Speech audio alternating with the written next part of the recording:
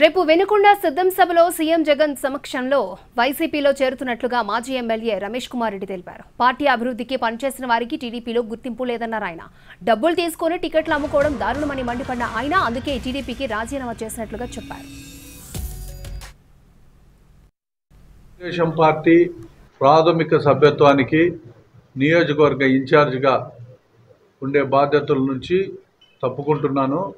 గడచిన 25 సంవత్సరాల్లో తెలుగుదేశం పార్టీ జెండా మోసుకుంటూ ఈ పార్టీ కోసం పనిచేసిన నేను 2019-24 మధ్యలో నియోజకవర్గంలో పార్టీ జెండాను మోసుకుంటూ ప్రతి గడపకు దొక్కి అన్ని కార్యక్రమాలు చేసిన నన్ను కనీసమైన ఒక్క మాటైనా చెప్పకుండా కనీసము ఎవరైతే టికెట్లు ఆశిస్తున్నారో వాళ్ళందరినీ కూర్చోబెట్టి కూడా ఒక సమన్వయం చేయలేని దుస్థితిలో ఈ పార్టీ ఈరోజు ఉండడం చాలా బాధాకరం. ఉదయం 8 గంటలకు వినుకొండ దగ్గర జగన్మోహన్ రెడ్డి గారిని కలిసి ఆయన పార్టీ సభ్యత్వం తీసుకుంటున్నానని చెప్పి కూడా